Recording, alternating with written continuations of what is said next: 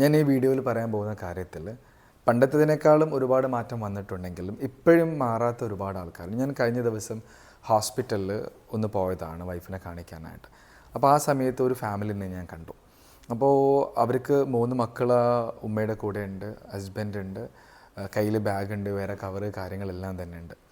എന്നിട്ട് ഈ 3 കുട്ടികളെയും ഈ കൈകാര്യം ചെയ്യുന്നത്, കവറ് പിടിക്കുന്നത് എല്ലാം വൈഫാണ്.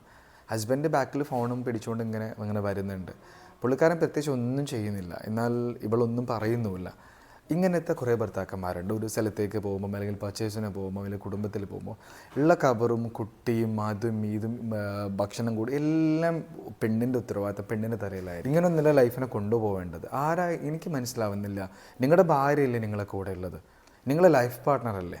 ഇതെന്താ ഈക്വലി നിങ്ങൾ കുട്ടികളുണ്ടെങ്കിൽ ഒരുപോലെ കുട്ടികളെ എടുക്കണം, കവറുണ്ടെങ്കിൽ ഒരുപോലെ പിടിക്കണം. ഇവിടെ എന്താ നിങ്ങൾക്ക് നഷ്ടപ്പെടാനുള്ളത്, എന്താ കൊഴിഞ്ഞു പോകാനുള്ളത്? ആരാ പറഞ്ഞത് ഇങ്ങനെയൊക്കെ? അപ്പോൾ അതുകൊണ്ട് ഇപ്പോഴും മാറാത്ത കുറേ ആൾക്കാരുണ്ട്. നമ്മുടെ കൂടെയുള്ള ആൾക്ക് എപ്പോഴും നമ്മൾ വളരെ ഈസി ആക്കി കൊടുക്കുക, അവർക്ക് സമാധാനം കൊടുക്കുക, സന്തോഷം കൊടുക്കുക, അവർക്ക് ഹെൽപ്പായി മാറുക എന്നുള്ളതാണ് നമ്മൾ എപ്പോഴും ചെയ്യേണ്ടത്. ഇതാണ് വേണ്ടത്, ഇങ്ങനെയാണ് ഉണ്ടാവേണ്ടത്. അപ്പോൾ ഇപ്പോഴും പഴയ അവസ്ഥയിൽ പണ്ടത്തെ ആൾക്കാരെ കണ്ടിട്ടില്ലേ? ഭാര്യ ഭർത്താവ് മുന്നിൽ നടക്കും, ഭാര്യ ബാക്കിൽ. ഇപ്പോഴും അങ്ങനെയുള്ള ആൾക്കാരുണ്ട്. ചില കുടുംബങ്ങൾ ഇപ്പോഴും ഉണ്ട്. പിന്നെ അച്ഛൻ വേറെ കട്ടിലും അമ്മ വേറെ കട്ടിലും ആയിരിക്കും. ഇതൊക്കെ ആരാ പഠിപ്പിച്ചെന്ന് അറിയില്ല, ഇതൊക്കെ എങ്ങനെയാണ് വന്നതെന്ന് അറിയില്ല. അപ്പം ഈ പ്രായം കൂടുന്തോറും സ്നേഹബന്ധം കൂടണം, പ്രായം കൂടുന്തോറും ഒരുമിച്ച് നടക്കണം, കൈപിടിച്ച് നടക്കണം എന്ന സ്ഥലത്തേക്ക് പോകുന്നതിനപ്പുറത്ത് ഇത് ഓരോ ദിവസം കൂടുന്തോറും ഭർത്താവ് മുന്നിൽ നടക്കുന്നു, ഭാര്യ ബാക്കിൽ നടക്കുന്നു. ഇങ്ങനെയൊന്നല്ല ജീവിതം.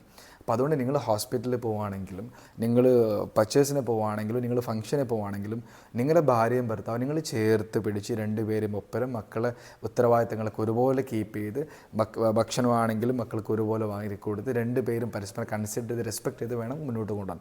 അപ്പോഴേ എല്ലാവർക്കും ആ ഒരു യാത്രയാവട്ടെ, എങ്ങോട്ട് പോയത് ആസ്വദിക്കാനൊക്കെ പറ്റുള്ളൂ. അപ്പോൾ ഇങ്ങനെയൊക്കെ വേണം ലൈഫിനെ കൊണ്ടുപോകാൻ. അപ്പോൾ അതുകൊണ്ട് എൻ്റെ വീഡിയോ കാണുന്നത് ആരെങ്കിലും ഈ പറഞ്ഞ സ്വഭാവം ഉണ്ടെങ്കിൽ ഇന്ന് തൊട്ട് അത് പൂർണ്ണമായിട്ട് മാറ്റിയേക്കണം.